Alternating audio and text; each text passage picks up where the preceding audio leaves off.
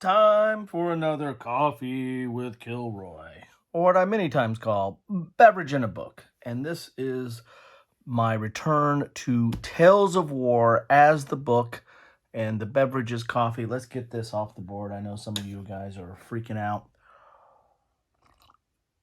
because I have a beverage near my game. Well, I take care of my games very well and make sure there's no spillage there. Again, back to Tales of War. This is great stories from military history for every day of the week. And what is today? Well, today is June 25th. So what do you think we're going to be talking about on June 25th? What happened on June 25th? Well, let's find out, shall we?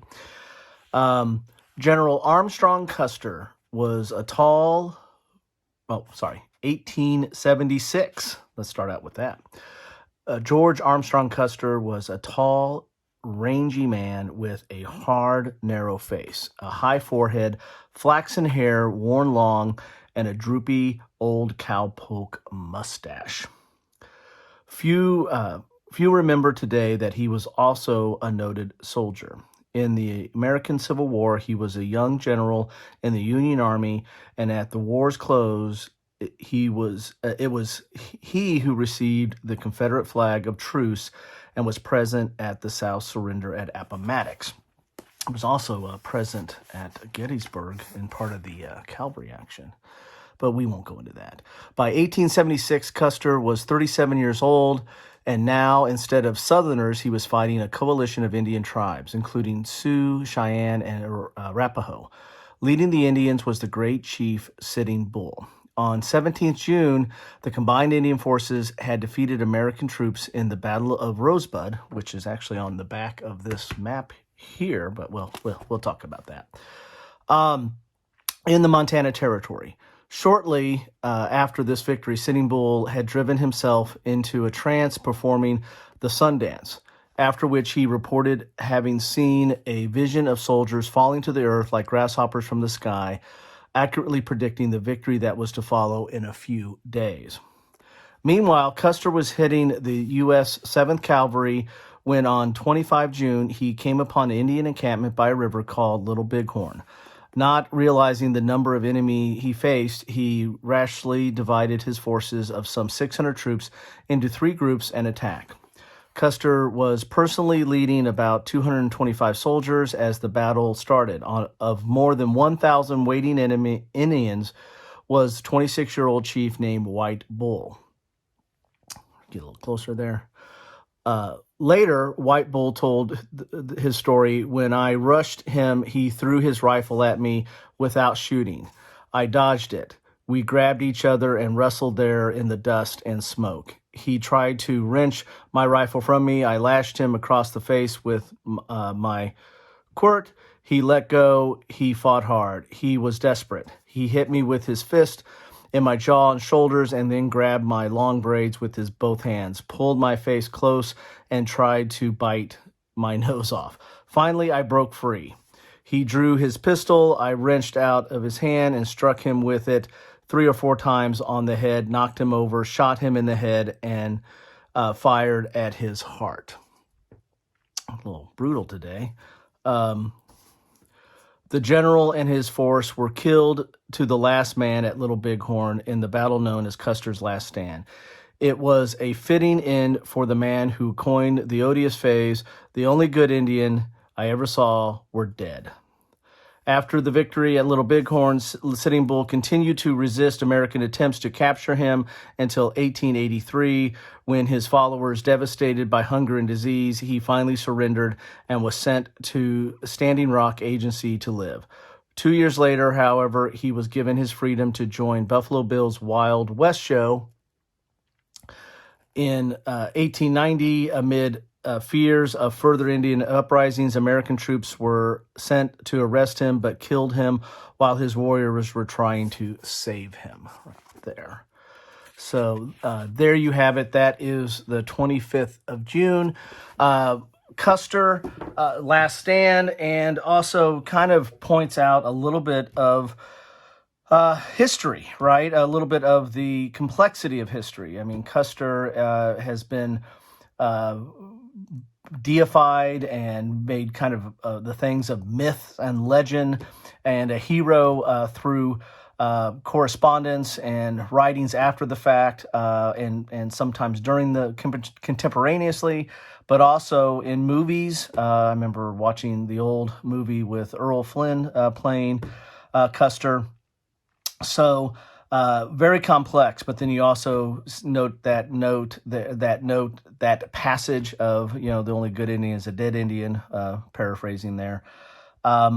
He's can be somewhat considered a villain, how he attacked. I mean, some of the attacks that he made were on encampments that had women and children, and they were not spared. So not going to get into the revisionist history or the politics of that, but I am going to talk a little bit about some of the games that cover that. On my table here, as you can see, the first one I want to talk a little bit about is Custer's final campaign. This is more of an operational level. This follows the Hands of Destiny system, which uses cards to kind of drive the action forward. You can see some example of the cards there and the counters. This is from Decision Games as part of their mini folio series or mini game series. Not a very complicated game. And again, it's a little bit more operational because you're moving over a larger area. Of course, you have Bighorn and other battles that can take place over this, by engaging with the cards. So this is, again, Custer's last campaign, which, culminates in the Battle of Little Bighorn, or his last stand. So if you want a quick game to kind of get a feel for operations in this time period in this area, then Custer's final campaign might help you out there. The next one I have is Custer's Last Stand, how appropriately titled for today. And this is from Worthington. Nice quality components, as you should expect from Worthington. They are top of the line when it comes to quality and components. You get a mounted map. You get nice pre-rounded or, counters that you really don't need to clip, that are decent thickness and good feel and look to them. And this game has two battles. You have Custer's Last Stand, which is on this side of the board and has counters for it.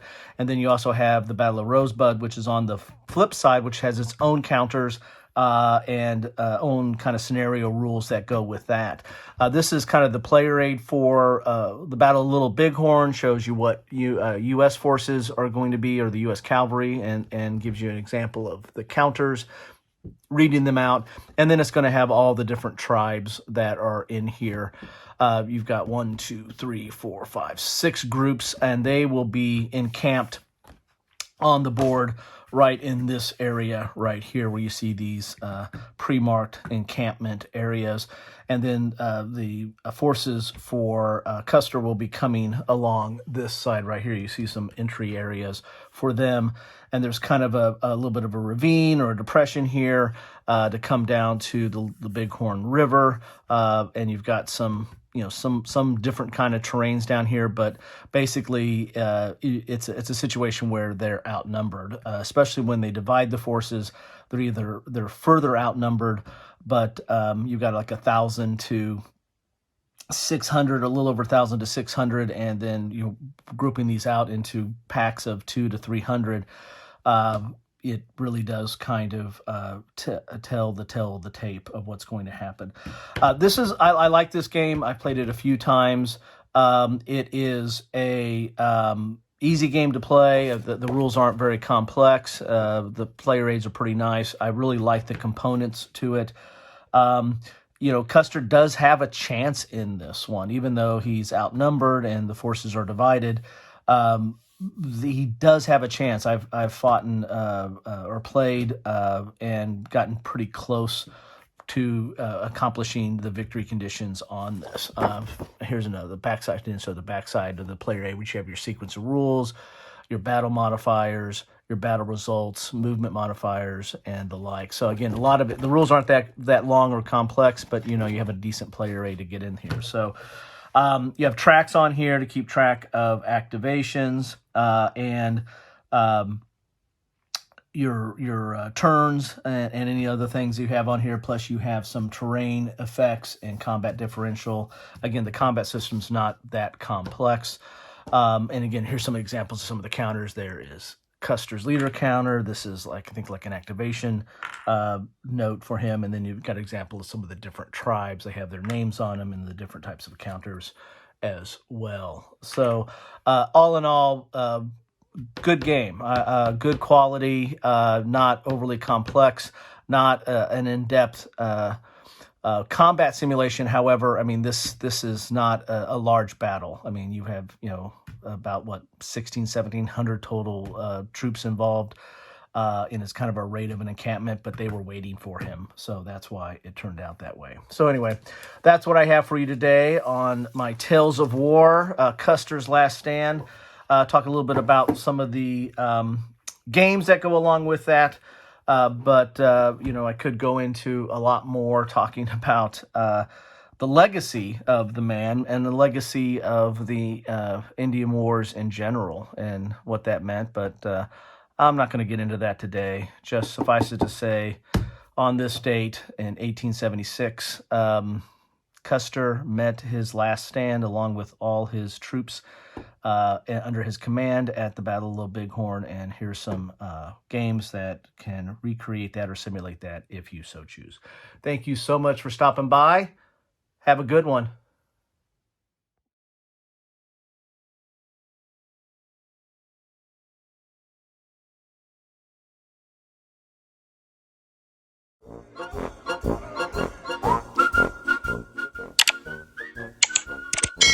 Thanks for watching.